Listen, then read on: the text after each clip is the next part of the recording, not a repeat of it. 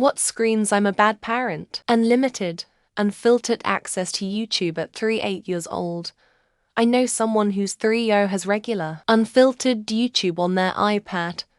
3-year-old saying he share his diaper, same kid as above. Your toddler or young child with teeth so bad they have to be pulled, or are completely gross. Your 5-year-old starting school not potty trained and can barely speak if the child is developmentally and physically healthy. Shipping your kids off to grandparents literally every weekend, every single chance you get, because you need the break. They don't take the time to explain reality to them, all the nuances of situations and life. Keeping kids ignorant and always in a carefree environment makes them poorly equipped to deal with the world as adults. We can't be happy 100 of the time. Things don't always work out. There are going to be problems you have to work through. Sadness and anger are a part of the emotional spectrum, and there are healthy ways to deal with those emotions. Not everyone is your friend, and some people want to take advantage of your kindness, etc. Telling your son not only do they approve of the abuse that my crazy aunt was doing to me, but that I deserve to just stop doing what I was doing to piss off the crazy aunt, knowing full well that the only thing she had against me was being at the age of 15, 16 and blaming me for when bills were not paid, the age of 10 until I moved out, and yet my two sisters were angels, even they said it was BS what I went though, and yet the parents still maintain to this day it was the best thing that happened to me.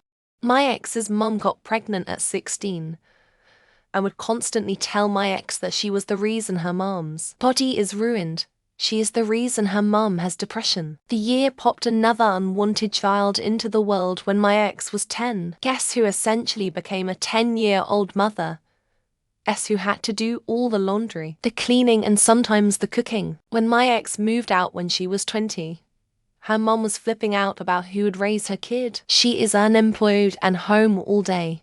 I have a neighbor whose 4-year-old daughter didn't know how to clean herself after using the toilet. She would just sit there and scream for mom, even at 2 a.m. I knew this because their bathroom wall was my bedroom wall. The screaming would always go on for a while because the mom was usually too stoned or drunk to notice. Thankfully, her kids got taken away a couple years ago. Now she just has her 18-year-old thug-like son staying with her, and they get into shouting matches of their own, assuming other people will raise their children.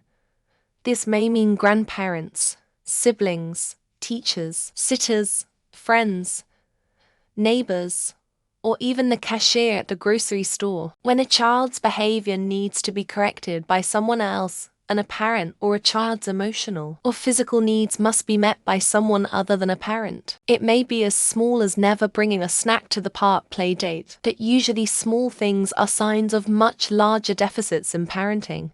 Who obviously regret having kids and only do basics to keep their kids alive, but neglect emotional needs and yell figure it out instead of helping their children. Yeah, those ones are bad parents. I have a relative who is really anti-food dye. No big deal. Cookies she bought. She said yes. He ate the cookie, then read the package and freaked out over food coloring so much that the little boy had a panic attack and made himself puke and puke and puke. I wish this was the first time, but more than once she's freaked out so much it made him panic and start stress puking. Parents who don't know how to handle screaming matches in supermarkets, the kind that drags the kid down a candy aisle and then doesn't buy them any candy, but their cart will be overflowing with snacks that they like, cases of beer and chips and chocolates and cookies. But when the kid picks up a dollar item, they lose their fucking minds and have to go on the power trip and tell the kid nitrogen monoxide. This is my thing, and maybe it is unpopular, but I hate seeing a parent smoking right next to their kids. I get it. I'm a smoker too, but you can't wait an hour or two till you're home. Or can put your kid in the car with heat AC on. Or if you're with your SO, just take turns smoking. Just like, why are you exposing your children to second-hand smoke? You're gonna make little Timmy crave a cig by the age of 11. Grabbing their kid's arm in public or yelling at them in public. Edit to add, my nephew spit on his mom in public, so being the P Oh, as that she is. She stood up and slapped her 5-year-old son. At respect she deserved to be spat on, although him spitting on her says it all. But my brother worked all day, she wanted to be a stay-at-home mom. I have hated that bitch since before nephew was born. When parent is dressed to the nine south in designer clothes and accessories and well-groomed, while their kid is wearing stained old hand-me-down clothes and shoes that do not fit right and is dirty. When I see a mom with a Louis Vuitton bag and red-bottom stilettos, hand 1,000 highlights, and their poor kid is grungy and wearing stained big clothing, so annoying. Care for your dang kids. Smoking weed while breastfeeding, not believing your child when they tell you STEP is abusing them, allowing STEP to give your kids cheap food. STEP gives bio children nicer food. For example, cheap cereal for less favored kids, better tasting cereal for favored kids. Wearing a shirt that says, anyone can be a father, mother, but it takes a real man, woman to be a dad, mom. W to parent properly when their child doesn't want to go home, or is worried to go home after school every day because all they do is get screamed at or hit, and hates weekends for the exact same reason. This comes from experience, so it might be different for everyone. Not going to any events, talking sports games, plays, missing birthday parties when the child is so young that the parents have to organize it, graduation, parent-teacher conferences, just any important events to the child. Missing your child's life for whatever reason, when you've committed to being a part of that child's life, is garbage. Oh, I may get some shit for this, boot it. Having a whole bunch of children, when you have like 12 kids, there is no way each of those kids is getting the time and attention they need, and having that many usually just means the older ones are raising the younger ones. Having so many that you need to parentify the older ones is shitty. Driving while drunk and driving while drinking an alcoholic beverage with your kid in the car. My mum did this frequently. And then when I was old enough to understand that driving drunk and drinking alcohol while driving was bad, she'd get upset when I asked her to stop. She frequently pulled the "I'm an adult and can do this" card, looking for sympathy about how to get back the lovely angelic child they used to have, who has been replaced with a horrible disobedient young adult. Sorry friend, kids grow up. It's how this works. If they don't like you now that they're old enough, you can't legally force them to do what you want. That's 100 on you. Having a very obese child, eating at the top of his lungs from 6 a.m. 11 p.m. and not taking him to school 50-75 of the week because he screams, I don't wanna, I am talking about the dumb fucks that live above me. Anytime someone says my parents did X, and I turned out alright, I know I'm about to hear child abuse. That X is usually something like beating their kids, smoking around them, allowing them to drink alcohol when they're 14, leaving them alone at home for 8 hours when they're 10, etc. My SILS kids don't talk when she's around. But when she's gone, they talk non-stop. She says they don't shut up when it's just her at home but it. So I guess that screams bad parent. Obviously there's more that makes her a bad parent, but I'm not going to share any more details. Not an answer to the question, but I hate when bad parents' defense when told they're a bad parent is to ask accusingly if you have kids. Like, I'm also not a helicopter pilot, but if I see one in a tree, I know someone fucked up. That is a quote, but I forget from who.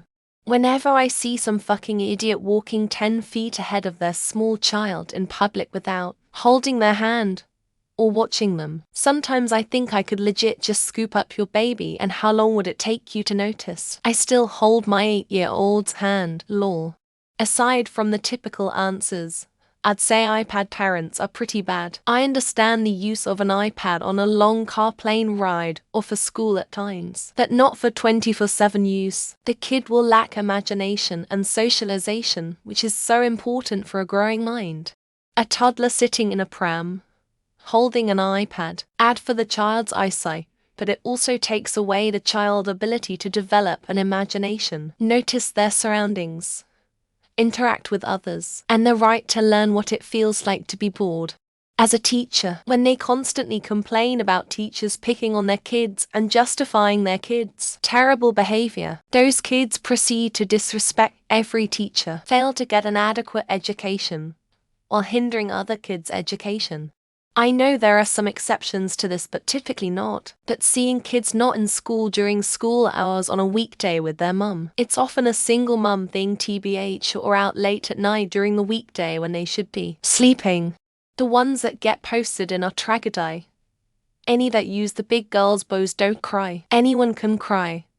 It's a human emotion. Stop crying before I give you something to cry about has left me with some issues as well. Edit fix subreddit name. The parents of an adult who excuses every action of their child and pays for everything 25. A parent who leaves their teen off somewhere and gives them beer, weed, and cigarettes just so they can run off and get high on crack or go on a date. When their kids are constantly at trouble at school, and the parent does nothing to get them to shape up, all it usually takes is to take their phone away for a while, or get their ADHD treated. That's like 80 of the issues in my classes. The person who avoids conflict at all costs. Life can't be conflict-free, so if a parent can't handle the slightest disagreement or the earliest signs of an argument, they won't be able to model a healthy approach to conflict in their kids. Comparing their own kids to other people's kids and telling their own kid how much they're lacking. If you're not happy with your own kid, then maybe you need to start looking at yourself instead of making your own kid feel like shit. Telling their kids that they can be whatever they want to be without any sort of guidance. Then they call it being supportive. There's controlling parents. And there's parents who absolutely given up on guiding their kids. If this really screams it, but I absolutely hate when adults tell other adults their children's shameful secrets for no reason. Even strangers, it tells me those children probably don't feel like they can trust their parents.